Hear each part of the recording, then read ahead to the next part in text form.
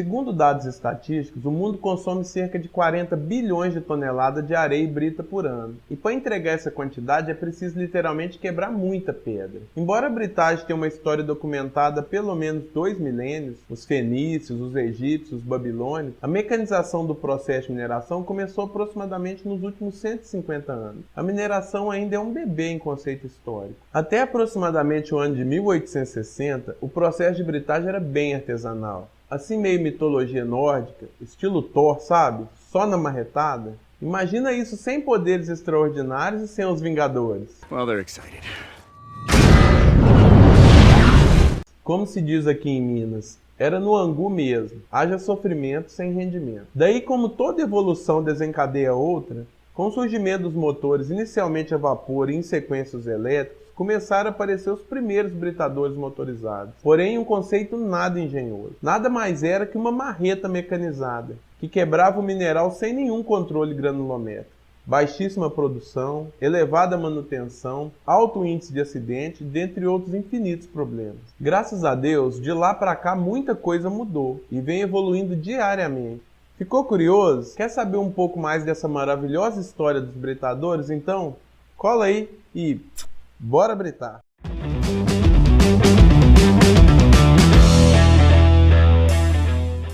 Salve, salve, amigos mineradores! Tudo bem com vocês? Então, primeiramente, peço desculpas pelo espaço tão grande entre um vídeo e outro. Com o mercado de mineração aquecido como está, meu tempo está curtíssimo, tenho viajado muito a trabalho. Vou fazer o possível para manter uma frequência de postagem no canal, ok? Bora então falar de coisa boa. Vou iniciar hoje uma sequência de vídeos sobre britadores de mandíbula, partindo de conceito histórico, esse vídeo de hoje, material de desgaste, manutenção, dentre outras coisas cruciais que devemos saber desse dinossauro da britagem. Cá pra nós, esse canal costuma apresentar alguns personagens históricos estilosos, e hoje não vai ser diferente. Olha esse cara aqui, coloca estilo nisso, hein? O nome dele é Eli Whitney, um americano de Massachusetts que viveu até 1886.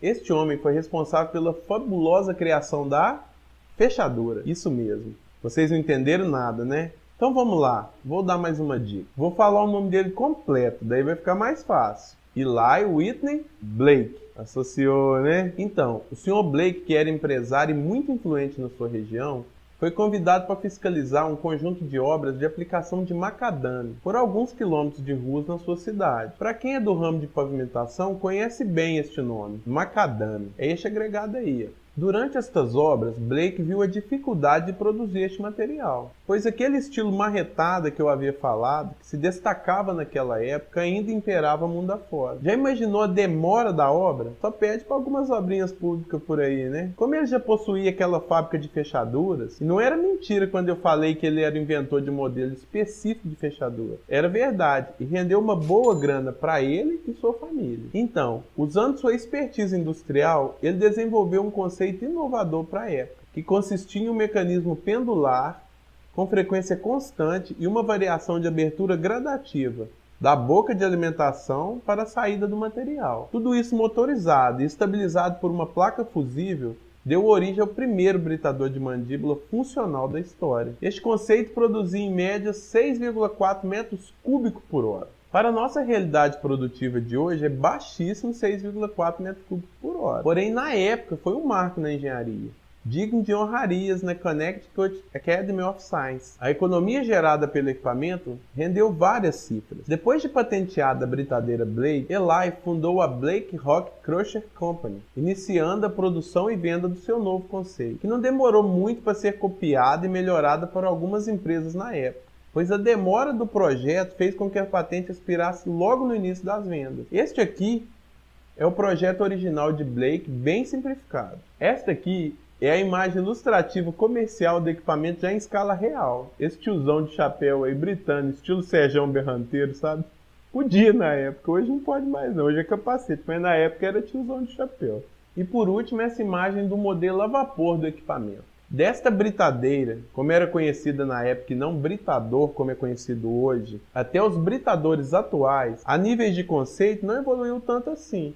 Mudanças significativas aconteceram em especial no mundo dos cones, assunto que falaremos mais pra frente em outra série. Não perca, hein? Literalmente, podemos dividir os britadores de mandíbulas em dois grandes grupos, de alternância simples e de alternância dupla. Os de alternância dupla, conhecidos hoje como modelo Blake, possuem dois eixos e duas placas de alternância. Vocês vão achar esse termo placa de alternância em algumas literaturas mais antigas. No cotidiano é a banadeira, viu, turma? Este aqui é o modelo mais atual do britador Blake. Ops, foi mal. Qual a vantagem de possuir esse modelo? Basicamente, ele desgasta menos as mandíbulas. Porém, a manutenção é alta e a produtividade é extremamente baixa. Eu, particularmente, não gosto muito desse modelo, mas gosto é gosto, né? Os de alternância simples, modelo Dodge, muita gente não conhece, mas tem um Dodge na pedreira. Possui um eixo excêntrico que se encontra no topo do britador, juntamente com a placa de alternância. Banadeira, viu, turma? A rotação do eixo provoca uma ação compressiva e expulsiva, movimento elíptico, fazendo com que a câmara de britagem se esvazie mais rapidamente, pois o movimento de mastigação ocorre tanto na entrada quanto na saída da câmara. O movimento gerado por esse modelo também produz pontos de fratura no mineral em locais variados, além de facilitar o giro de blocos grandes engaiolados na câmara. Este modelo de britador gera um desgaste mais acentuado nas mandíbulas, porém sua produção é bem maior que o modelo Blake, e sua manutenção é bem mais simples, ou seja, melhor custo-benefício. Este aqui é um modelo em corte de um britador de alternância simples de alta qualidade. Existe uma variação do modelo de alternância simples que são os rebritadores de mandíbulas, normalmente utilizados como britadores secundários. Sua configuração de câmara possui um formato retangular, facilitando o preenchimento total do espaço. Alguns termos e situações precisam ser aprendidos e cuidadosamente assistidos para lidar com britadores, tipo top size, traduzindo o contexto do inglês, tamanho máximo. Usamos este termo para referir o tamanho do material destinado à alimentação do equipamento. Importantíssimo coletar esse dado, pois ele influencia diretamente ao britador que deve escolher, o perfil da mandíbula ideal para tal aplicação, melhoria no desmonte, dentre outras finalidades. Outros termos usuais são APA e APF. APA, abertura na posição aberta, é meio redundante, mas é isso mesmo, gente. E a PF, abertura na posição fechada. É de suma importância se atentar a estes termos, pois eles influenciam diretamente a produção.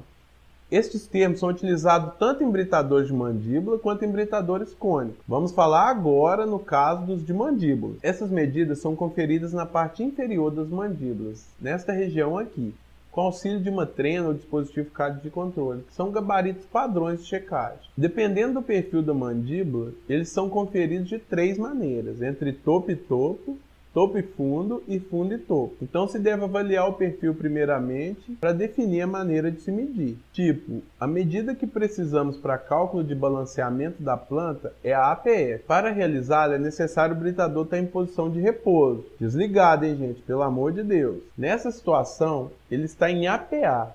Abertura na posição aberta, aquele terminho redundante que eu falei. Para regular o APF, deve-se deduzir o curso médio do queixo, onde o manual descritivo do seu equipamento te fornece esse dado com clareza. Daí temos a medida que precisamos. Outro termo usual em britadores de mandíbulas, principalmente em primários, é scalper, ou seja, pinos presentes no processo. Estes pinos influenciam diretamente o desgaste prematuro das mandíbulas do seu equipamento e também reduzem bastante a produtividade.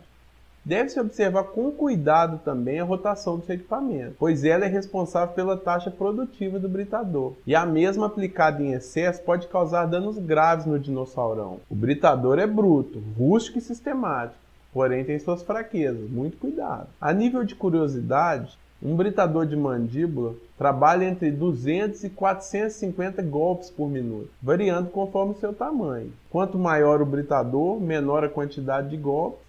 Em contrapartida, quanto menor, maior a quantidade de golpes. Operacionalmente, existem dois problemas graves em britador de mandíbula. Um deles é a queda brusca de energia, pois a câmara para lotada de pedra.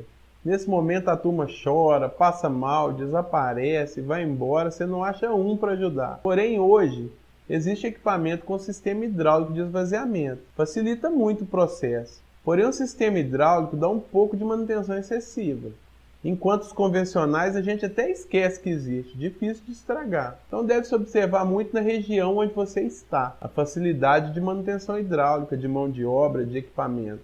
pois ajuda em um ponto, mas pode piorar em outro. Muito cuidado na escolha. Também existem inversores de frequência que conseguem partir o britador com carga. Muito interessante esse processo. Em outro vídeo vamos falar um pouco mais sobre ele. Inclusive eu já participei de startups nesses inversores. Gostei muito da ideia. Em britadores de tamanho exagerado tem um pouco de dificuldade, mas em britadores de médio porte eles operam muito bem. Fica a dica. Eu tinha citado 2 problemas. O outro problema grave é a taxa de alimentação do equipamento. Não é aconselhável trabalhar com a câmara do britador vazia, pois além de produzir pouco, a cubicidade do material cominuído é ruim, muita lamela.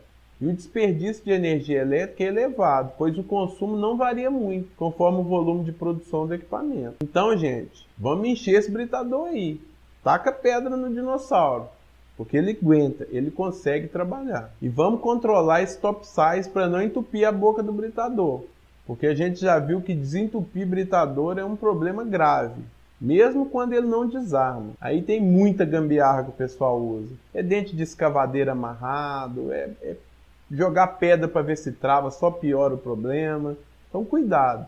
Lógico que hoje tem processo de braço mecânico, tem garra, mas nem todo mundo tem condição de ter. Então é melhor não deixar os matacão, assim conhecido, aquelas pedras grandonas, cair dentro do britador. Hoje temos a automação do primário e da planta toda. Muito top esse conceito. Depois vamos falar disso também em um próximo capítulo. O tema britadores é muito extenso. Eu vou dividir em mais vídeos, como se fosse uma série, para ficar mais fácil a compreensão. Nós vamos falar de perfil de mandíbula, utilização correta de abanadeira, regulagem de mola, utilização ideal de componente de desgaste, manutenção, troca de eixo, troca de rolamento, sistema de lubrificação e mais uma infinidade de detalhes. Só para nível de curiosidade, no Brasil temos como pioneira na fabricação e tecnologia desse equipamento a Fábrica de Aço Paulista, mais popularmente conhecida como FASA, empresa metal-mecânica fundada em 1919, onde passou por várias fusões durante sua longa história. Acredito que todo mundo do ramo já topou alguma vez com o britador da FASA. Eu particularmente gosto muito dos britadores de mandíbula FASA, com exceção dos Blade. Agora os cones da FASA eu não amo muito não. Acho muito complicado, pouco produtivo. Há quem goste, assim como quem gosta dos Blade. Falando por mim, eu prefiro não ter. Então, gente, espero que tenha gostado do vídeo. Dá um joinha aí, compartilha com os amigos, ajuda para o canal ter uma maior visibilidade. Se tiver alguma pergunta ou sugestão, deixa aí pra nós no comentário. Ajuda aí, meu povo! Bora lá que o bicho tá pegando. Um abraço aí a todos e bora britar!